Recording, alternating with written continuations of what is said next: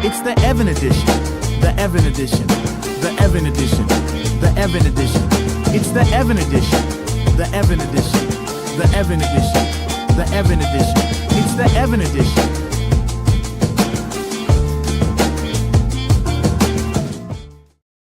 Welcome back to the Evan edition, where we talk movies, TV, comics, pop culture, and everything in between. I'm your host, Evan Bernstein, and I am joined in the studio today with Zach from Zach Milne Talks Movies. How are you, my friend? I'm doing very well, Evan. Thanks for having me. It's a pleasure and an honor to be back on the channel. Very excited to talk about everything we've got lined up. There's some really exciting things happening in the entertainment world. I know. I mean, I wish we could get to all of it. I was really surprised about the IMAX sell of all things and who's going to buy that. It seems like studios and movie things, like everything's for sale now, and who's going to own them and what is the fate of the theaters? That is the topic of our movie going lives right now.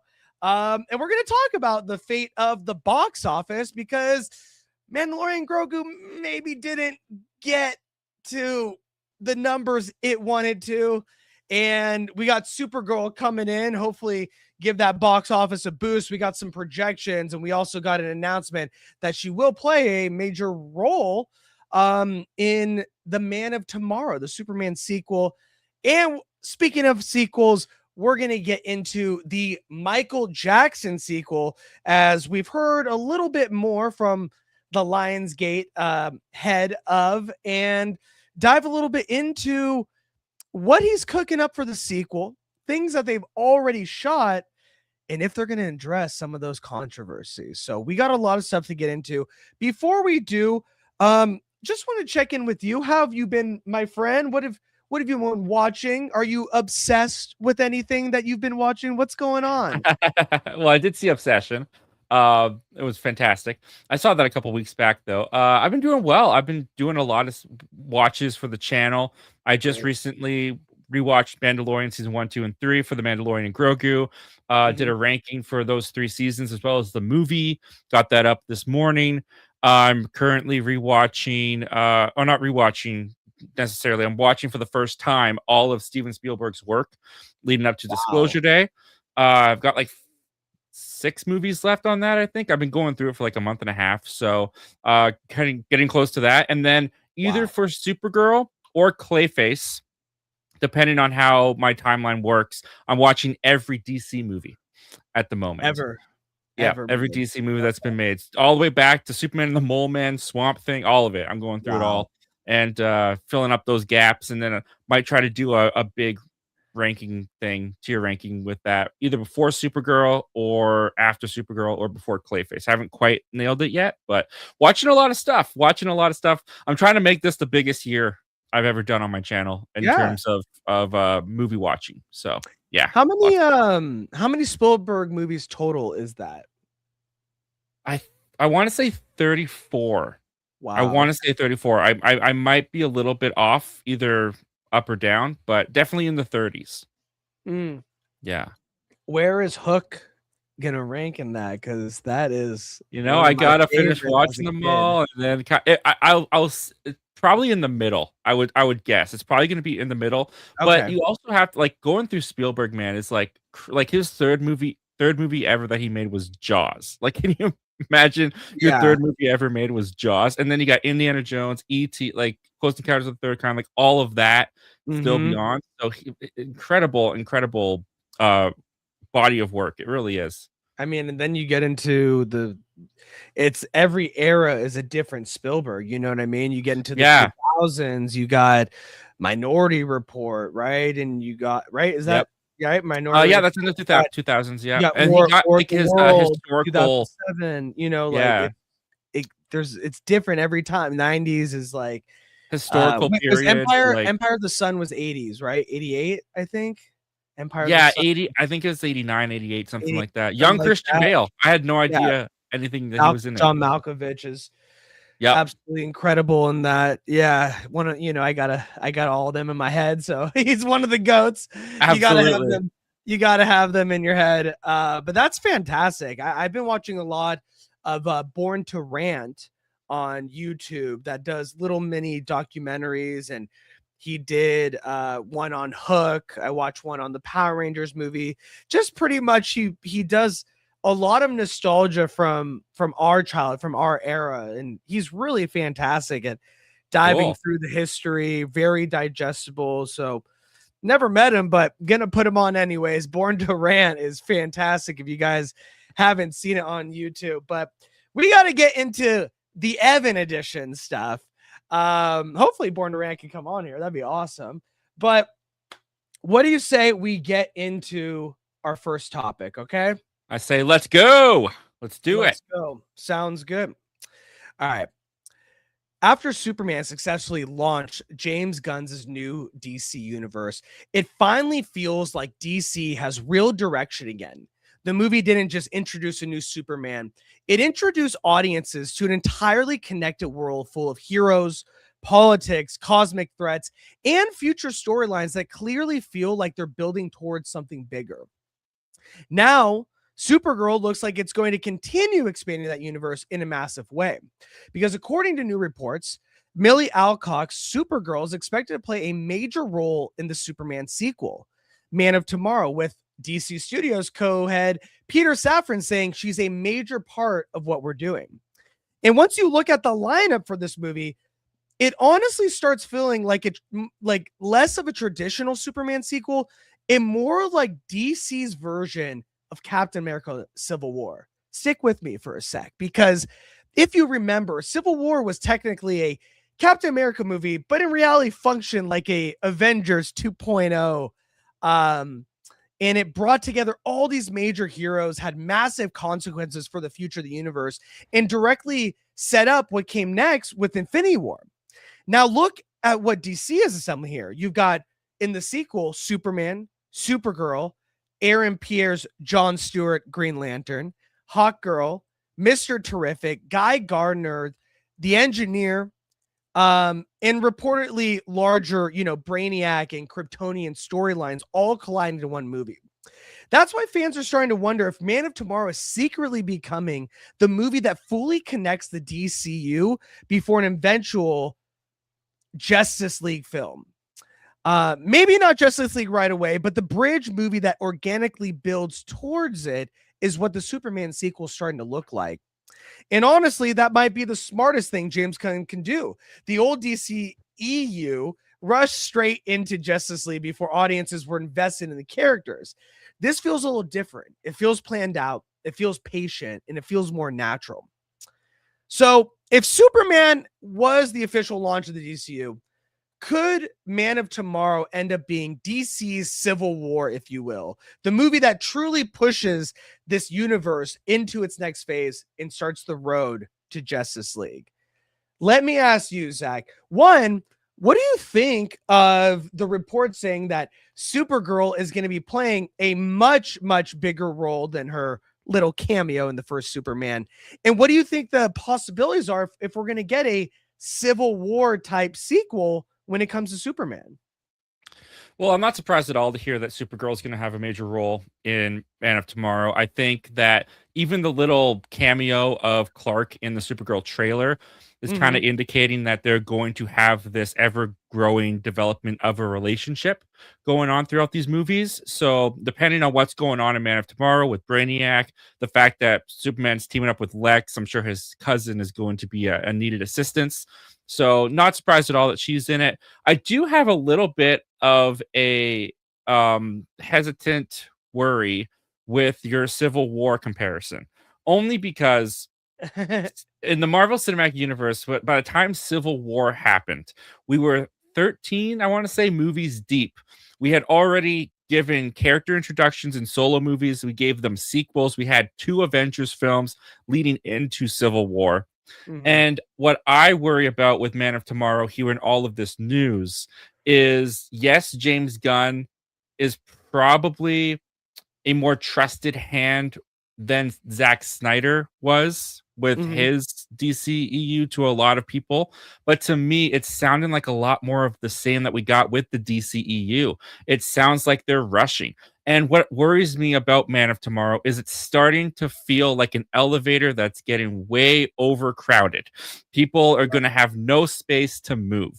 You're only going to be 4 movies deep cinematically by the time this comes out. We've got Superman, Supergirl, we'll have Clayface, and then we'll have Man of Tomorrow. Already right there, that's a pretty weird phase if you're going by the Marvel terms. It's an interesting one. It's a very James Gunn phase. It's a very James Gunn idea. Along with that, you're including characters from TV already. We already know that Jon Stewart is already going to be in here from the Lantern show, which hasn't been watched yet or judged, or we don't know what the reaction to that's going to be. Oh, it's been judged.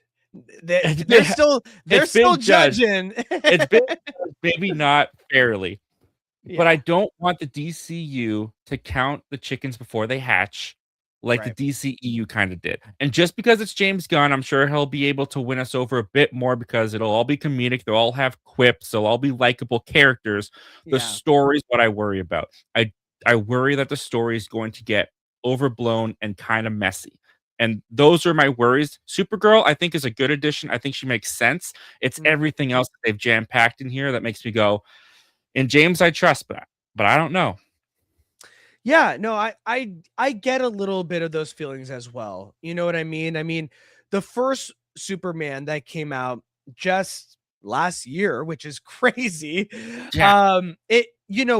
Before it came out, there was all these reports that, Guy Gardner's going to be in it. Crypto's going to be in it. This person's going to be in it. Mr. Terrific. And we were like, oh man, this might feel a little overstuffed. And then when we saw it, everyone played a purpose. Everyone made sense. And that was okay. But it wasn't just a Superman movie. It was a world building movie. And it needed to be to really set the foundation for this new DC universe that's coming hot off of a old DC universe that was limping towards the finish line. And so it didn't even make it to the finish line. It didn't. But it had a lot of work to do to really establish that. And I think for the most part, it checked off all those boxes and did the work that we needed that movie to do. With the sequel, and now knowing that Brainiac finally is going to make his big screen debut, I think me and you and a lot of the fans were hoping that we would get a little bit more personal of a movie with Superman. Really this personal battle with him and Brainiac, especially that we've known to love from the comics. And now that we got Green Lantern, Supergirl is going to be playing a big role in this. It is feeling like Superman's personal story can get lost in the sauce. And that's something that I agree, I really don't want to happen. Let's focus on a second on our girl Supergirl, because we are a month away from her movie debuting in theaters. Less than a month. It's crazy. Like 2 weeks. And 2 or we're 3 here. weeks, isn't it? We're almost here. And so right now, early projections have come out for a domestic opening weekend between 47 and 65 million. Some saying it's going to land around that 60 million mark, which would be fantastic. That is actually higher than the last 5 DCEU opening movies, which means that James Gunn's DCU has some steam and people are hungry to see a little bit more of what this world and what this universe is going to be about. Zach, what do you think about the tracking numbers for Supergirl and the interest for a Supergirl movie? And do you think that will help play well into her having a bigger role in the Superman movie? Well, this is the first Supergirl movie since like 1984 with Helen Slater. That was the last time Supergirl was in the cinemas. So I do think there's a little bit of a absence of the character in pulp culture where I don't think many people are, not that they're not aware that a Supergirl movie is coming, but they don't really have much to base their excitement off of besides the fact that this is coming off of Superman. That's why they put Superman in the trailer. I think this is going to be heavily word of mouth driven. I think that those projections to me sound pretty fair, pretty right. Especially, we're going to have Disclosure Day, Toy Story 5, He-Man, all that will be out in theaters alongside Right. Supergirl. So there's going to be a lot of options for the consumers to choose from. Obviously, I think it's a week after or 2 weeks after Toy Story 5. If the Right. word of like that, if the word of mouth doesn't thrill and excite, families are going to be more driven to go to Toy Story 5 than Supergirl. But I do think it'll have the teen audience and adults like ourselves going to check it out because we're And DC female. fans. And female, of course, they're gonna have the female audience, which the female audience is always an underrated audience that no one really gives enough credit to. Look what they did for 100%. Devil Wears Prada. Look what they did for Captain Marvel. Captain Marvel, when that came out, people will argue it came out between Infinity War and Endgame, and that's why it did so well. But it was also in a very a drought of female superhero content, and Right. Captain Marvel ended up doing really well. Supergirl, if the word of mouth is great, if the reviews come out and they're solid, it could surprise. I could see it even opening in the more $80 to $100 million range if it's received Wow. well and the reviews come out.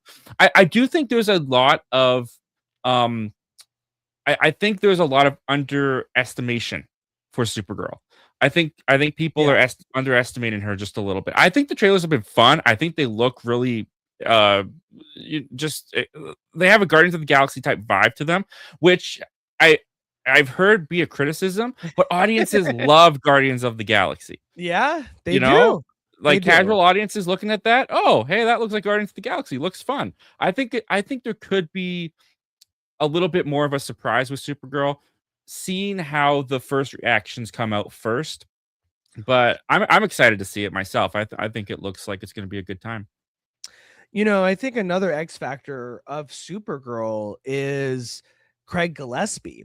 This director makes things that people really, really enjoy or get nominated for.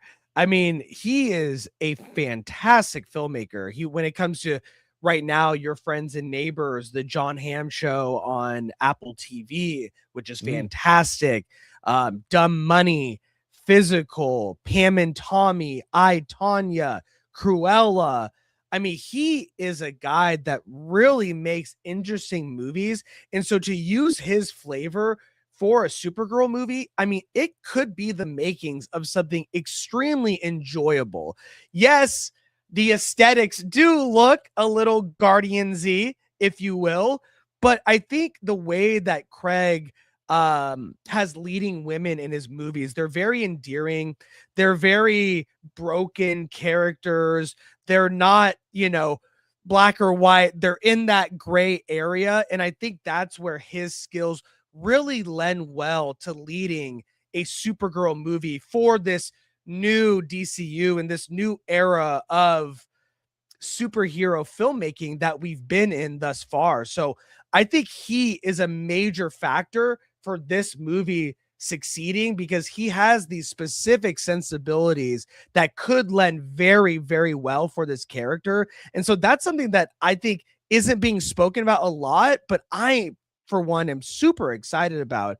Are you a fan of Craig Gillespie and his films and TV credits and all that fun stuff? I got to catch up. I think the only one I've seen of that is Cruella. I haven't even seen I, Tonya yet. No? I haven't seen it yet. I own it. I haven't seen it yet. You would like it. I think you would really like it. I hear great things. Yeah. Yeah. I mean, Margot, it put her on the map in a acting way where it's like, oh, she's not just the most beautiful woman on the planet. She can act. And it was incredible.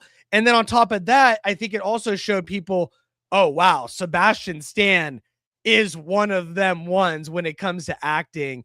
And now we're seeing he's getting the Palme d'Or at Cannes and all this stuff. And so I think it was like, and then Paul Walter Hauser in it was fantastic. It was kind of like this microcosm of the start of these great actors showing their chops. And so I think that also lends well to Craig Gillespie working with Milne Alcock, who is young in her career, has had some early success, but is ready to take that next leap. And so that's why I also think the pairing is going to be really well and I can't wait to see this movie. I think it's just going to be a really fun time. But can a fun time in the theater mean money at the box office? We'll get into that when we talk about Mandalorian Grogu. Back to a little bit. Let's take a look at the comments, because they're going, Collector is given some great points about what you were saying. He actually put it a little bit more perspective that Toy Story is coming out a week before Supergirl, and then a week after is Minions. And then Supergirl is almost exactly a month away, coming out on June. Coming out on June 26th. I know there is some crossover, but I just feel like there's a few things I'm thinking. One, you know, Superman didn't do as well overseas because this is a like American type of superhero, which could be a little unappealing to some countries, which we saw in the numbers. But then we see that those countries love the Minions and they love Toy Story and they love animated a lot. Do you see that playing a major role in affecting the success of this movie? And do you think, regardless, full steam ahead with her character being a major part of the DCU anyways? Well, I don't think anybody was expecting Supergirl to be $1 billion hit, but Toy Story 5 and Minions are going to be regardless of where they landed with Supergirl or not. Like the fact that Toy Story 5 and Minions are coming out sandwiched between Supergirl, people were not going to not flock to those if Supergirl wasn't in the middle of them. So Totally. I think that those are going to kill either way. And I think that Supergirl doesn't need to be $1 billion. Like, I don't think that they're bank on it. I don't even think like 500 million by the end of its run worldwide, I think would probably be a pretty modest expectation for this kind of film.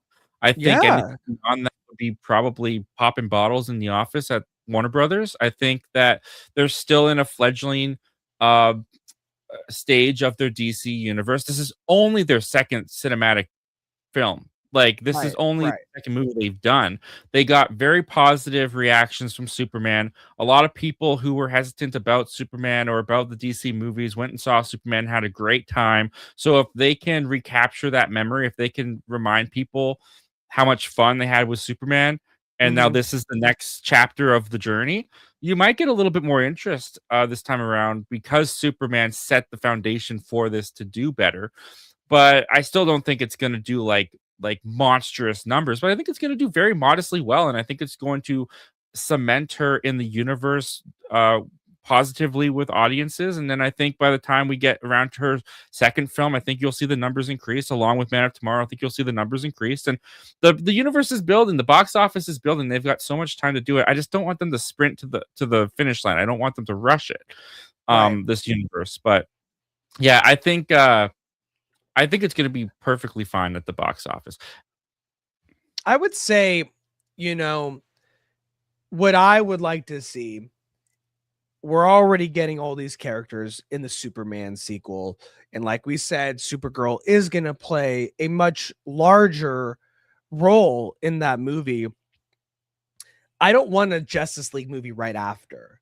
No. But if it's a really good movie, and then let's say Green Lantern hops over to the movie side, and then we get a Batman movie, and then a Wonder Woman movie, and then now we're talking about 4 or 5 years later, right? So we're talking about 2030, 2031.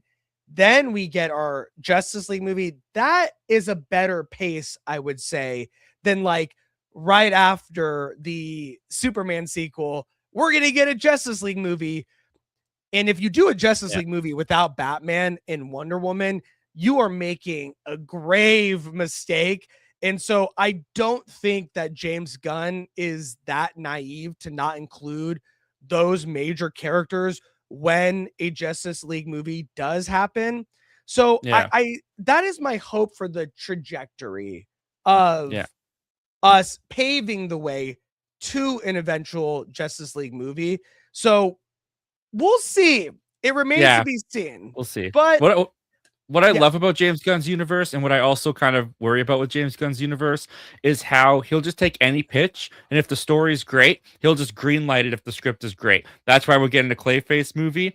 But I also don't like that it seems to be, I have somewhat of a plan, but hey, if your thing is better than what I'm thinking of, I'll include. Like, there's even talk of a Bane and what's the other guy, Bane and Deathstroke movie, Deathstroke. right? Yeah, So someone could Steve come Wilson. along and have a great Mr. Freeze pitch, and all of a sudden we're getting the Mr. Freeze movie before we're getting like Batman. That, if it's organic like that, I might be okay with it. Like, depending on what Clayface looks like and how Supergirl, appeases audiences, then it's like, if you got a good script, Yeah. they're going to hear you out. And I don't think it's bad to build a world that way. As long I don't think as it's bad, but I thought that they were gonna do more with Elseworlds, because Clayface has already been confirmed to be in the DCU. right. Like, I would have thought if someone came along with a great pitch like this Bane and Deathstroke movie, I would expect it to be in Elseworlds, because that's what they originally talked about doing. But Right. it seems like he's willing to just include everything into the DCU. Yeah. That just worries me. He put so much stuff in the soup. Eventually, it's gonna taste gross. But that's neither here or there. That's just kind of a sidetrack that I put us on. No, I totally agree. I totally agree. And I proposed the question to you guys. One, what do you think about Millie Alcock and being reported that Supergirl is going to have a much bigger role in the Superman sequel? And two, do you think that this might be a little rush to start putting all these characters together and eventually get a Justice League movie? Or do you believe, like the Cylons, James Gunn and Safran have a plan? Drop a comment below and let us know your guys' thoughts. All right, guys, with that down, let's get into our main topic. And that is this. Star Wars used to feel untouchable at the box office. Whether you loved every movie or not, it still felt like a massive cinematic event whenever a new Star Wars film hit theaters. But now, that conversation is starting to change in a really serious way. Because according to Deadline, The Mandalorian Grogu just had the lowest opening weekend of any modern Star Wars movie under Disney. The film brought in around 81 million domestically over the 3-day weekend, and about 163 million worldwide, which is actually lower than Solo, a Star Wars story back in 2018. And remember, Solo was considered a huge box office disappointment at the time. What's making this even more interesting is that audiences' scores are actually better than the critics' reviews. A lot of fans say the movie's fun, emotional, and feels like classic Star Wars adventure again. But at the same time, there's a growing feeling in the Force online that Star Wars has lost its must-see status when it comes to the theaters. Deadline even pointed out that a huge percentage of audiences said they'd rather just wait for it to hit Disney Plus. And honestly, that might be the biggest problem Lucasfilm is facing right now. The Mandalorian worked as an event on streaming, but turning what feels like a Disney Plus series into a theatrical movie may have reminded people that Star Wars hasn't really had a universally loved big screen direction in years. And that's where the bigger conversation starts. Is this just one underperforming movie, or is this proof that Star Wars as a franchise is genuinely losing cultural momentum? Because fans still love the universe, but right now it feels like people don't fully trust the direction anymore. So based off these projections or off these box office numbers, Zach, and the reactions that we're seeing online, do you think Star Wars can get back to being a true movie event again? Or is this franchise starting to feel cooked? Well, there's two ways to look at this, really. I think there's the surface level. It's a Star Wars movie, right? And it only made $80 million. Star Wars, and it only made $80 million. That's one way to look. TV show, it's like Star Wars, the TV show. Exactly. That is one way to look at it. The other way to look at this is they have succeeded with this movie what they set out to do, which is Bob Iger, much like when he came back after they kicked out Bob Chapek, who is one of the more responsible figures of turning Star Wars into a television franchise for all of these years. Bob Iger came in and was like, "You're making a Moana series? Do you know how much Moana makes us at the box office? Convert that into a movie. What do I know?" They made $1 billion on that lackluster Moana 2 movie back in 2024.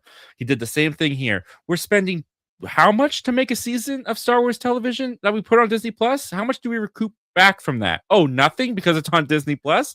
Well, how about we take your modest Star Wars budget of I think I've seen 160 or 160, something like that. It's in the hundreds, right?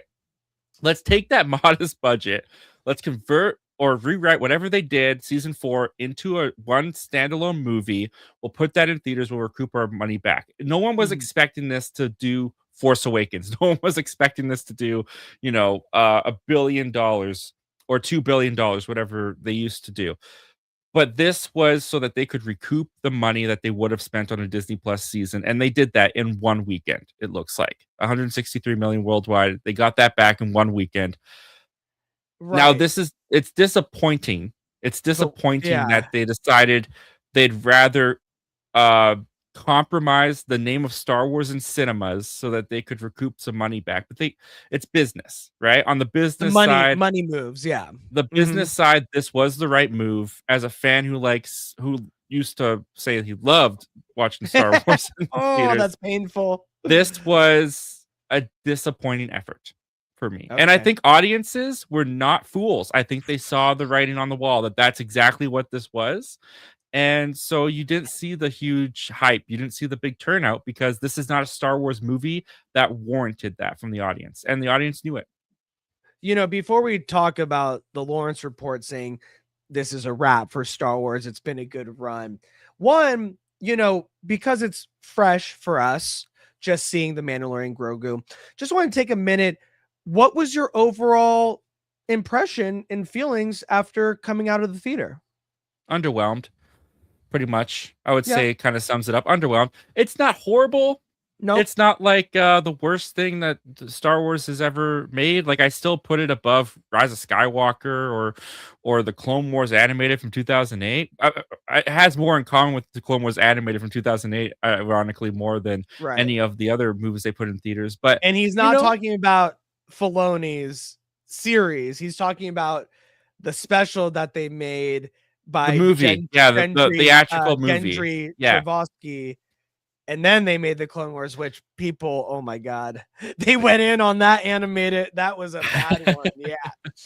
That was crap. Well, the seams were starting to show. a lot of this movie kind of felt like watching a Clone Wars episode, and it was funny because I saw this with my brother, and it just kind of affirmed to me just how fragmented the Star Wars fan base really is. Because I'm someone who grew up watching the original trilogy and the prequels, the movies. I stuck to the movies. I remember when the Clone Wars series came out, my brother, when he was really young, loved the Clone Wars series. I could never really get into it.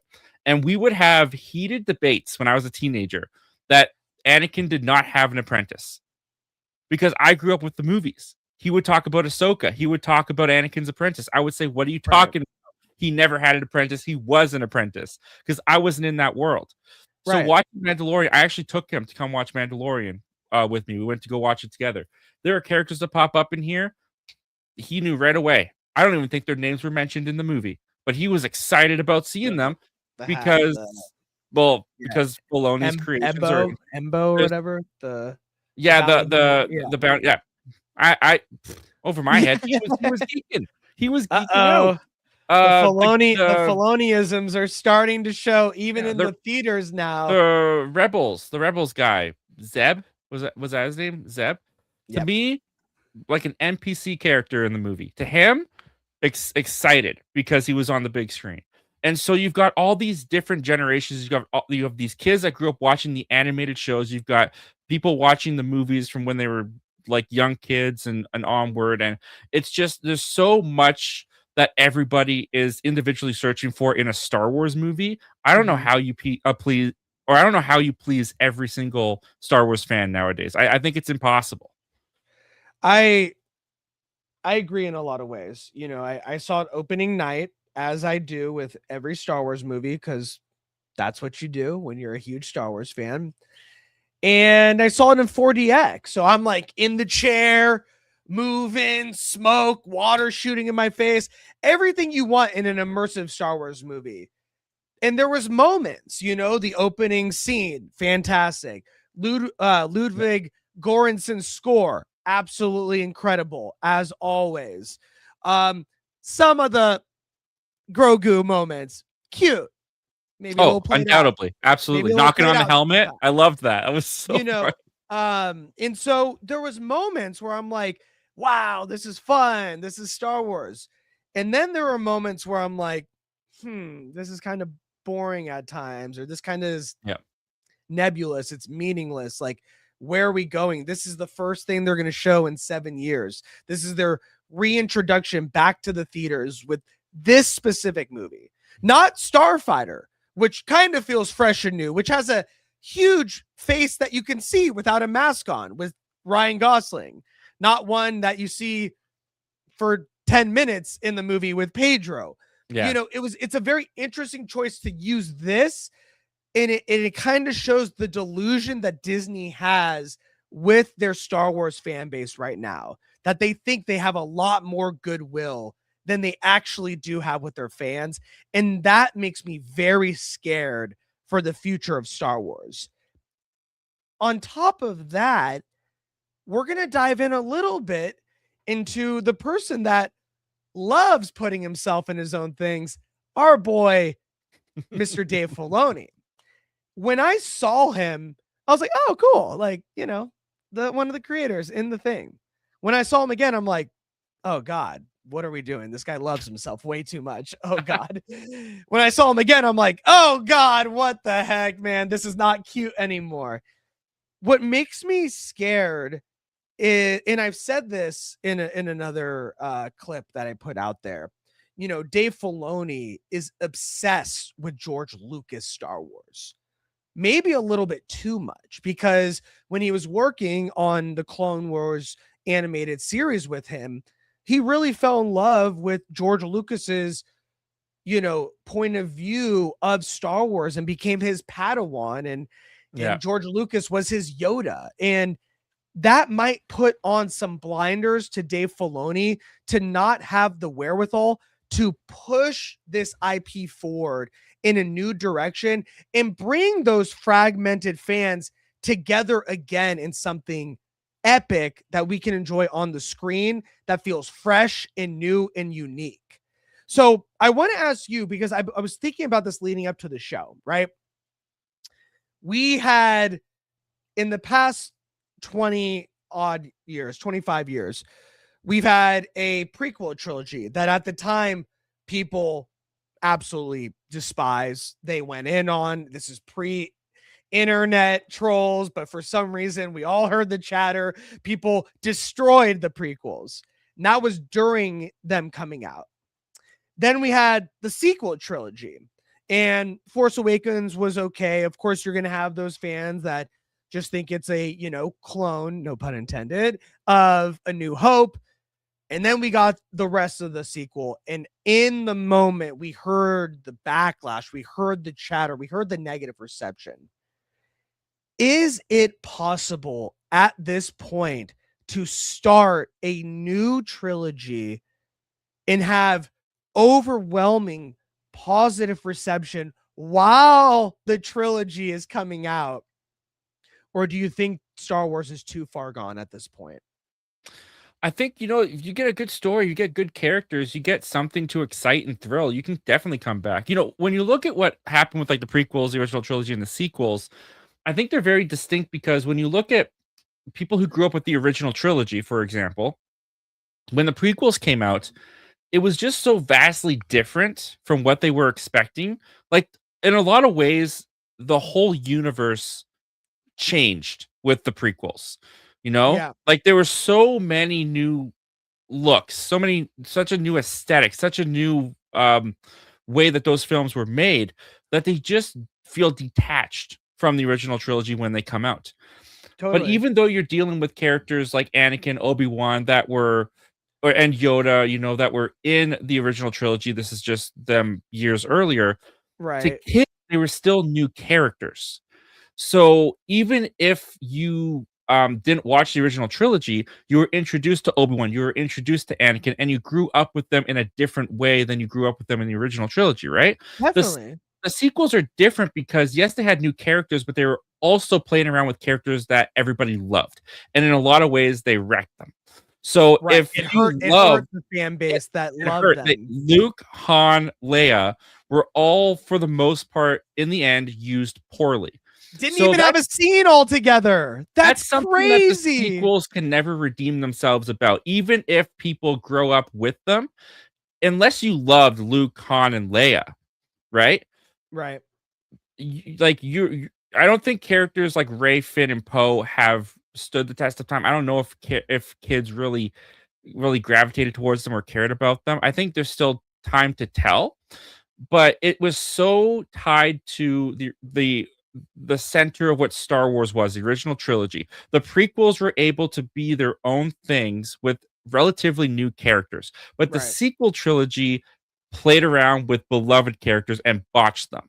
And that's something I think is going to be harder to be reevaluated or become beloved than the Mhm. prequel trilogy ended up being. I will also say, just quickly, to defend Dave Filoni just a little bit, why I won't trash the man too much for I'm not, this time. and I'm not, Not and that I'm you're not trashing, not judging. that you're Yeah. trashing, but I've seen a lot of online criticisms about him. This movie Yeah. was announced 2 years ago.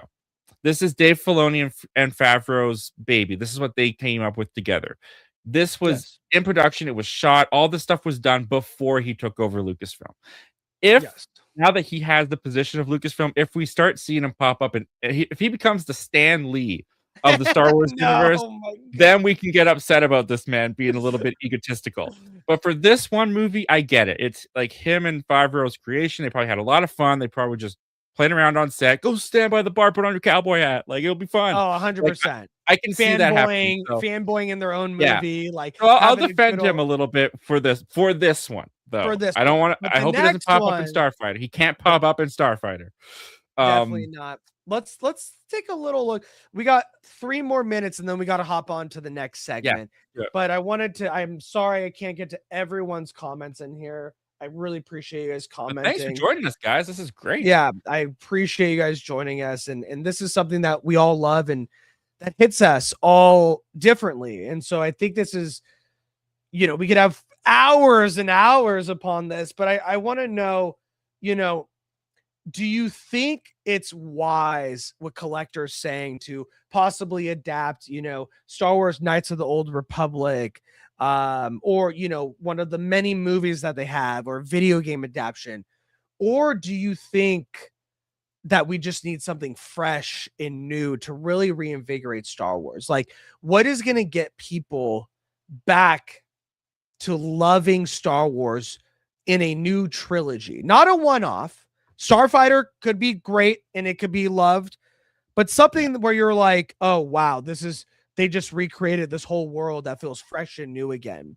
Do you think it's in pre-existing IP, or do you think it's going to take Dave Filoni to create something new and become Darth George Lucas Filoni? We need something creatively driven, not IP driven.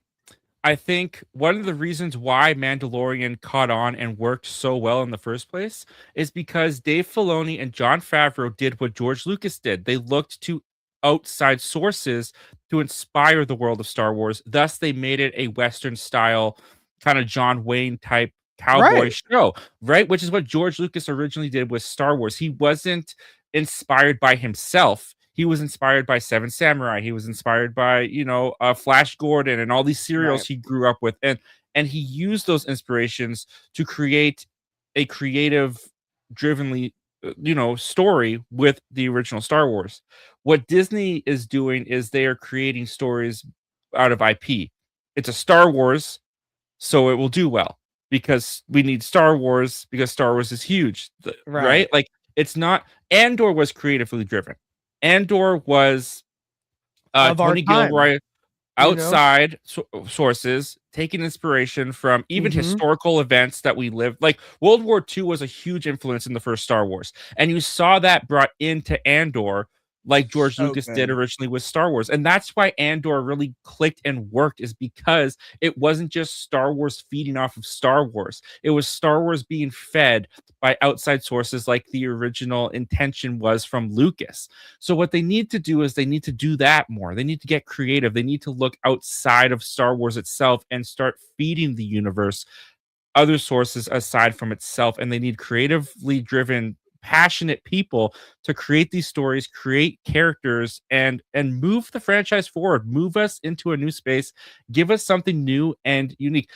The prequels, love or hate them, George Lucas was bold enough to do something completely different and completely uh, outside of what the original trilogy did. Yeah. And I think Disney needs to stop Take being risks. fearful of that and take risks and do it. Yeah. No, I totally agree. I totally agree. And I'll wrap it up by saying that, I have hope, and rebellions were built on hope. And I think that Dave Filoni understands Star Wars. He understands lore and connecting lore to characters and following them through their journey. And we've seen that in a lot of the animated projects that he's created that have done many movies in those that are fantastic journeys that really make you fall in love with some characters that you didn't even know you liked until he Yeah. laid the groundwork for a really good story. Even so Maul, I- like last month, that animated Maul show. even Maul. And so I do believe that he has the ability to take what he knows about Star Wars and push the IP forward in a new direction that feels like what we grew up with, what everyone grew up with, those fragmented fan bases, but can bring us back together in something new and make us fall in love with it again. I do have hope, but the work needs to be done, and it needs to start now. The Mandalorian Grogu was already in the works. Starfighter is Sean Levy's thing, but Dave Filoni's Star Wars, we need to see something that really takes the risk, makes it unique, and makes it fun, and makes it have stakes again. And that's the direction that we need to go in. So let us know what you guys think. Did you see Mandalorian and Grogu? Do you think it's just another episode and maybe it should have gone to Disney Plus? Or were you like, I just want to see Star Wars in the theaters again, and I had a great time? And is Star Wars cooked based on the reception and people going to see this thing in the theaters? Drop a comment below and let us know your guys' thoughts. All right, guys, we got one more topic and then we are out of here. And this is an interesting topic because this is about a movie, a sequel that a movie is killing it at the box office right now. But can it strike lightning twice? That's right. We're going to talk about Michael. After Michael became one of the biggest box office success stories of the year, Lionsgate is now officially moving forward with conversations surrounding Michael 2. According to a new report from Deadline, Lionsgate motion picture chair Adam Fogelson says the studio's really excited about the progress being made on a second film and believes there's still a massive amount of Michael Jackson's story left to tell. But here's where the conversation gets really interesting, because if there is going to be a second movie, it almost has to become a very different film than the first one. The first Michael movie focused heavily on the rise of Michael Jackson, the music, the fame, the performances, the pressure, and the creation of the biggest pop star on the planet. But as Michael Jackson's life continued, the controversies became impossible to separate from the story. The lawsuits happened. The accusations happened. The media frenzy happened. Whether people believe those allegations or not, those moments became a major part of how the world viewed Michael Jackson during the later years of his life. And even if Lionsgate tries to completely avoid or water down those parts of the story again, I honestly think a lot of audiences are going to push back hard against it, because at that point, people will start asking if this is a real biopic or just another sanitized celebration piece. Now, obviously, this becomes incredibly difficult because Michael Jackson is one of the most beloved and controversial entertainers in history at the exact same time. There are fans who will defend him forever, critics who will never forgive him, and audiences in the middle who just want the movie to tell the full story. Deadline also reported that around 25 to 30% of Michael 2 has already been shot during production of the first film, which tells you Lionsgate has been planning this sequel for a while now. So the real question becomes, can Michael 2 successfully balance celebrating Michael Jackson's legendary career while also confronting the darker and more controversial chapters of his life? Because if they avoid these topics completely, this sequel could become way more divisive than the first movie ever was. One, Zach, what do you think about the first movie and the overwhelming success that this bad boy has been doing in the theaters? And two, do you agree that, if they are indeed doing a Michael 2, that this is going to be a much different movie than the first? And can it still have that same success? Well, I really enjoyed Michael. I liked Michael quite a bit. I think never gets old. I think what worked for Michael for me is kind of something about the movie that surprised me, because Michael Jackson, he was just so huge. There was just so many events and so much about his life. Like, right. I liked that the movie found an angle that they could focus up on with the narrative. And what I liked about the movie was it was really a story about Michael Jackson getting out under the thumb of his father and getting the courage to embark on his solo career and leave his brother group behind. And I think that was a really interesting story to go with. And for the most part, I really liked it. My criticisms with Michael is it's a very Jackson estate driven film where his nephew is playing him. His brothers are all producers on the film. And because of that, I did feel like there was this protective nature, this bubble around the Michael character, where they didn't really want to get into anything that was negative or controversial. And they kept him on that pedestal all throughout the movie. Like, he was just this good-natured man, made him an underdog even in the story. And they kept him pure. Now, I would like to believe that Michael 2 would get into the more deeper, darker, nitty-gritty moments of the controversies, because allegedly they were doing that. And the only reason they had to keep it out of the movie is because the estate overlooked a contractual obligation to one of the victims that they can't be used in any kind of dramatization of a story. And they were using that character in the movie. So they had to remove that. It is the story that was going around when Michael got delayed and a bunch of reshoots had to happen. So the fact that it seemed like they were willing to go there in the first place gives me hope that maybe they would be able to really take a look, put Michael Jackson under the microscope, and even maybe tell us something that only they know, because they were close to Michael. They knew Michael at that time.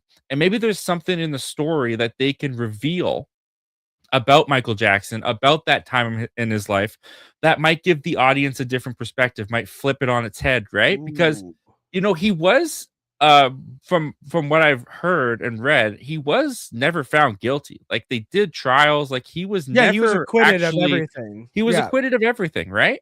So to me, I don't even think I was alive, but I definitely wasn't in the courtrooms. I definitely didn't hear what was said. So to me, he seems innocent. He seems innocent to me, but there's a lot of people that believe he's not. There's a lot of people that believe, and it's still ongoing, that he did terrible things. And for the movie to tackle those and address those in a serious light, I think would be really fascinating. But my fear is that the protective nature still going to be there, and they're not gonna do it. They're not gonna have the guts, or not even just the guts, but the willingness to do anything that could possibly tarnish the Michael character.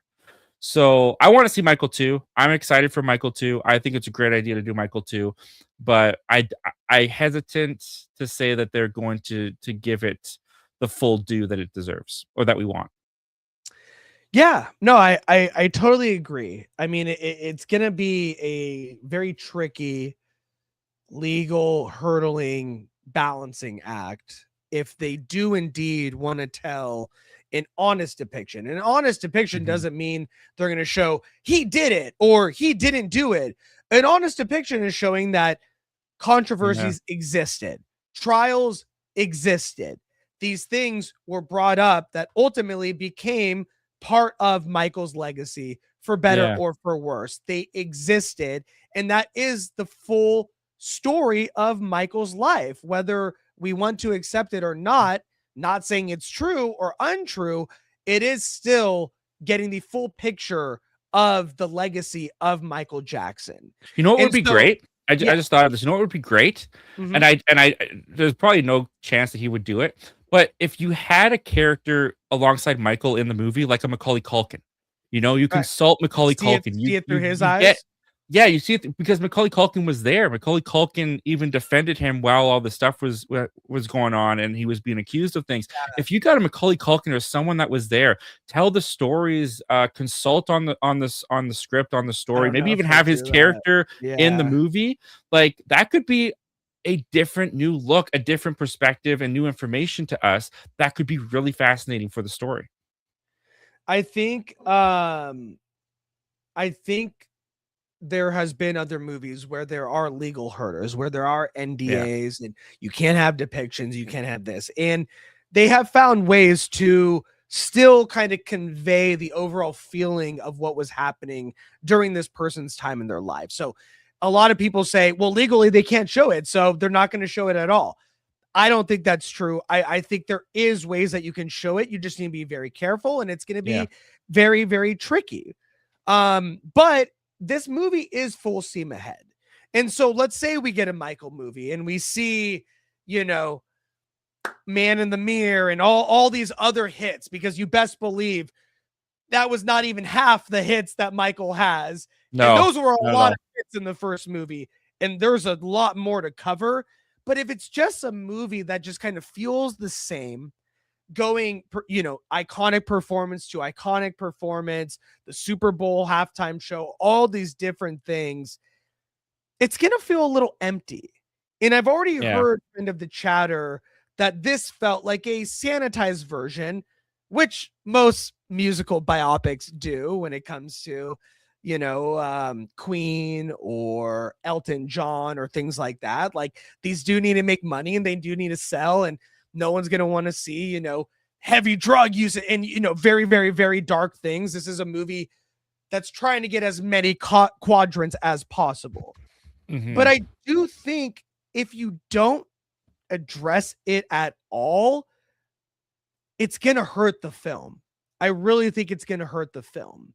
I think there's a fine balance, and there's obviously a hunger based on this movie becoming now the second most successful music biopic in history.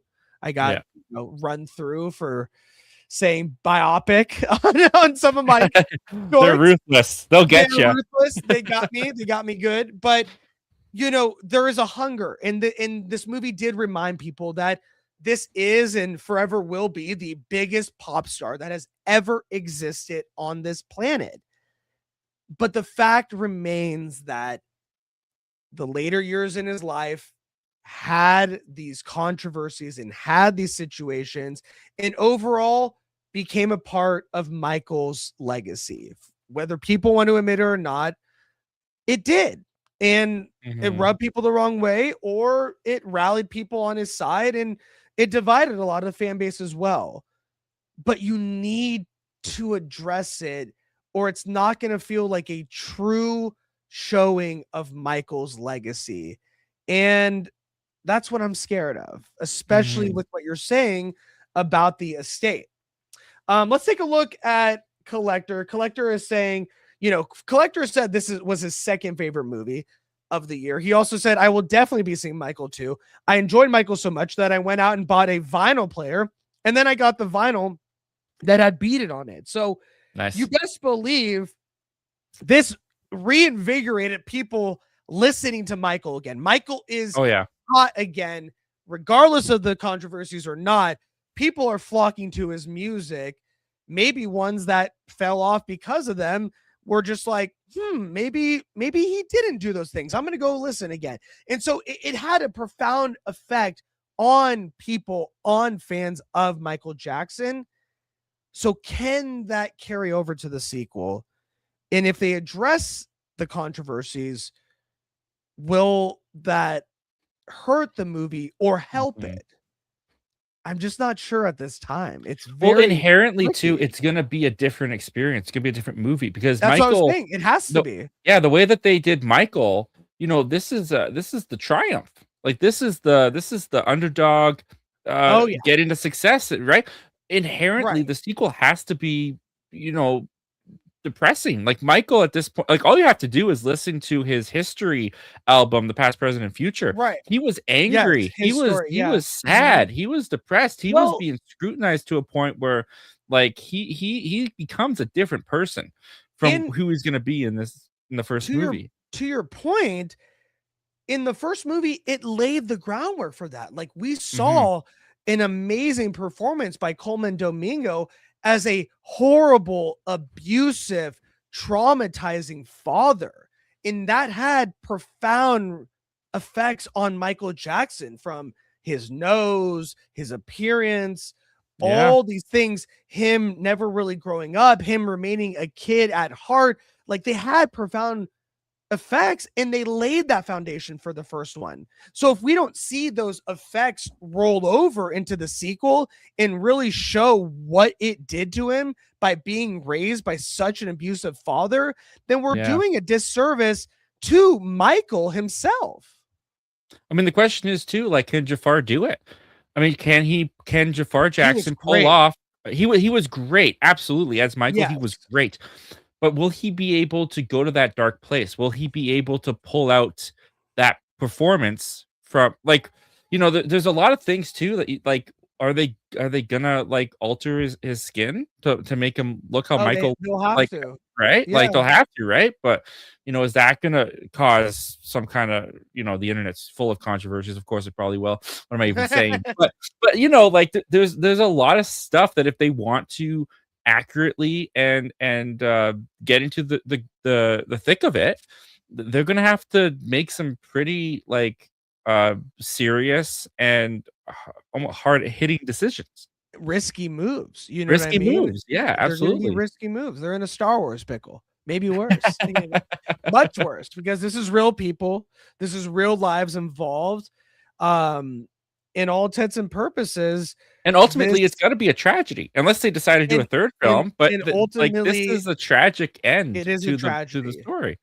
Which brings us back to, this has to be a completely different movie than what we saw in the first Michael. And will audiences want that, is the question too. Do they want the tragedy?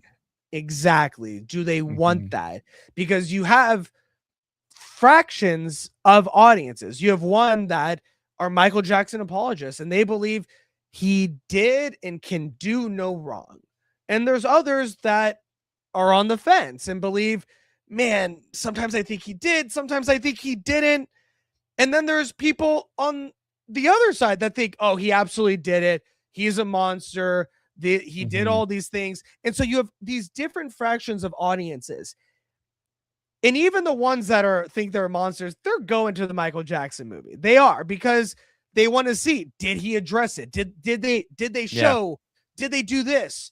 And a lot of the critics, their criticisms were that, it didn't really depict who Michael Jackson really was. And then when we give it to them and show them this is part of his life too, are they still going to say, well, they didn't really dive in deeper into Michael Jackson was? You know what I mean? So it's going to be a hard balance to truly please every audience that is probably going to see this movie again.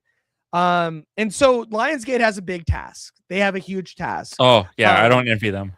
I do not envy them. I do not envy them. But the facts are Michael is a huge success. There is a massive hunger for a sequel. And Jafar Jackson and Coleman Domingo did an absolutely incredible job. And to see them continue their performance in a more serious, a more tragic story would be a really great way to complete this full circle of the legacy that is Michael Jackson. And so that is my hope. Will it happen? Only time will tell. But let us know what you guys think. Do you think that the Michael Jackson sequel will be addressing these controversies and that is the right move? Do you think that if ignoring the controversies and just showing the music is not really doing justice to the full picture of Michael Jackson's legacy? And did you even see the movie? Apparently, $750 million of us did. So drop a comment below and let us know your guys' thoughts. All right, guys. That will do it for the Evan edition. I appreciate you guys in the chat. I know we didn't get to all your comments, but I love having you guys part of the conversation. And I love you guys being here with us. Zach, where can the good people find you? Yeah, you can find me over on YouTube at Zach Milne Talks Movies. I'm also on Instagram at Zach Milne Talks Movies and at Zach Milne on Letterboxd. I've been using Letterboxd more than I've ever used Letterboxd in my life this year. I'm trying to write up a review, or at least one review for every movie that I've been watching, whether it's a long review or a short review. I'm just trying to write something for it. So I've documented everything I've been watching. You can check it over on Letterboxd, and of course on YouTube, Zach Milne Talks Movies. I'll be going live myself on Wednesday at 7 p.m. Pacific Standard Time. So come join for Zach Milne Talks Live. And I just posted my Mandalorian and Grogu review, as well as my Mandalorian seasons and movie ranking on the channel now, so you can go on over there and check it out. That sounds fantastic. And you guys can catch me at the Evan Edition on YouTube, Instagram, TikTok, and wherever you find your podcast, namely Spotify and Apple Podcasts. And tune in, especially, we will be here Sunday. Zach Goldborn is back in the studio. It's been a minute since I went on vacation. We have not found a time to get him back on our regular every other week schedule, but he will be back in the studio next week. And then June 7th, we are going to do an interview with Mr. Blood. That's right, on YouTube, on YouTube and Instagram, known as Mr. Blood. He is an actor, voice actor, writer, former professional wrestler, and is a podcaster. And he is fantastic. We're going to have some fun times. He does a great Mark Hamill Joker, James Spader Ultron. We're going to be doing voices, talking about his career, maybe talking a little bit about professional wrestling, which I know the bare minimum about, but it's going to be a fun conversation. So I hope you guys tune into that coming up June 7th. We were going to have the creator of the comic, what was the name of that comic? I'm like thinking about our next one. We will have the creator of, I'm failing now, Alex Hampton, who is the creator of Onyx. We were supposed to have him on this week. There was some complications with his illustrator. He's going back to the board and re-illustrating his comic, but we cannot wait to have him on. So that will be rescheduled for a different time. So shout out to Alex Hampton, great comic book writer, and we'll have him on soon. He was supposed to come on this week, but things happen. But thank you guys so much for tuning in. We will see you guys on Sunday next week, 6 p.m. Pacific Standard Time. Hope you guys have a great rest of your week. Go see a movie in the theaters. Go get obsessed with TV shows or movies. And we will see you guys next time. Thank you, my friends. Bye-bye. It's the Evan Edition. The Evan Edition. The Evan Edition. The Evan Edition. It's the Evan Edition. The Evan Edition. The Evan Edition. The Evan Edition. It's the Evan edition.